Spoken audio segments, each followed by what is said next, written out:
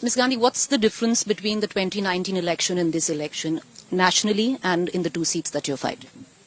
I think there are two fundamental differences. Number one, I think the people seem to have woken up to the fact that they're being fed a lot of propaganda by the media.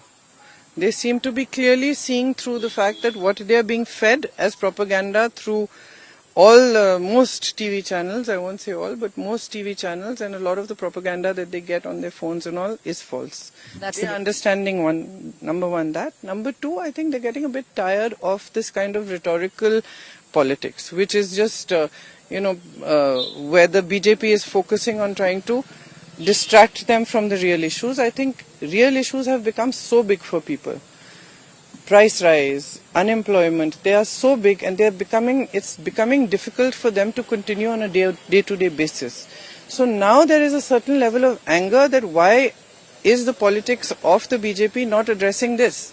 Why is the PM not talking about what he's going to do about unemployment? Why is the PM not talking about what he's going to do to reduce price rise? How are we going to benefit from this?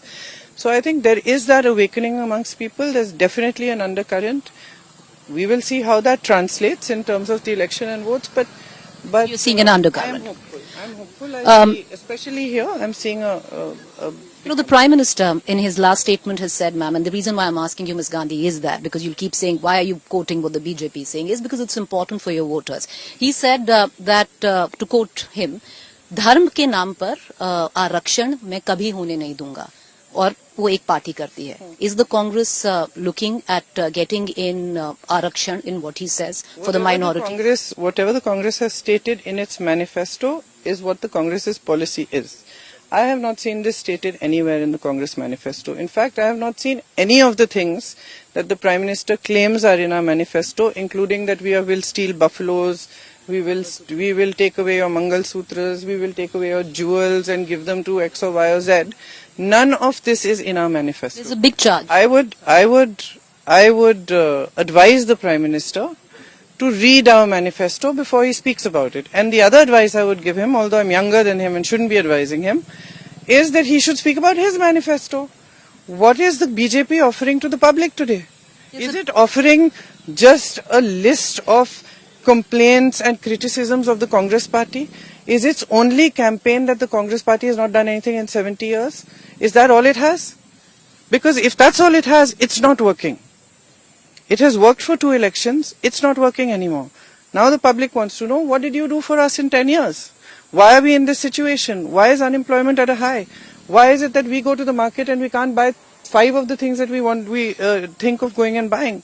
We come back empty-handed. We'll know on the 4th of June where the public decides. But leading me to the next question, a charge made on the constituency of Rai Bareli that you're campaigning in, that your mother, when she was the MP, spent 70%, and it's come from the Home Minister, 70% of the funds here on Muslims and minorities. I've checked it. It's an outright lie. I've checked it. In fact, he should. Absolutely. He should check it before he speaks. It's an outright lie.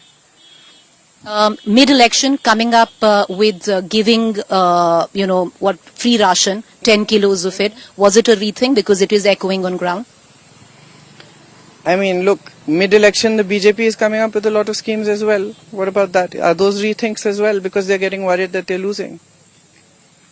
Usually, political parties are very vocal on women issues. There's something happening at the back in Delhi, and you know what that is, where your own ally is concerned. Would you want to wade into that, or would you want to, like what most political parties do, not speak about it? No, I don't either not want to speak about it, nor do I want to wade into it. The Aam Aadmi Party leadership, I'm sure, is handling it and understanding exactly what happened and what the accusations are. They're doing that.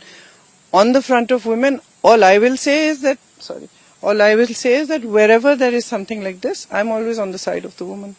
Ma'am, last question. Actually the last question is, you're an effective campaigner. We've seen you on ground. You've been campaigning in Rai Bareli. We saw you every election. Why isn't that Priyanka Gandhi Vadra fights a Lok Sabha election? Why don't we see her put her face on the ticket? Well, in this particular election, it's very clear because both of us were campaigning, Rahul and I, all over the country. And if both of us had fought an election, both of us have to be based here. because these constituencies are not the kind of constituencies where we can sit, be traipsing around and we can fight. We need to be here because people have a certain bond with us. They expect us to come to them. They expect what you have been seeing is what they expect. It's the bare minimum they expect, that you come, you meet. That's the relationship we've had with them. So it wouldn't have been possible if both of us had fought. Both of us would have to look after. If he wins Wayanad and he wins Raebareli, will you fight a by-election if he keeps Wayanad? We'll see, but that you'll have You're open to that. We'll see. Thank you, ma'am. Good luck, and may the best man, woman win. Thank you. Appreciate it. Thank you.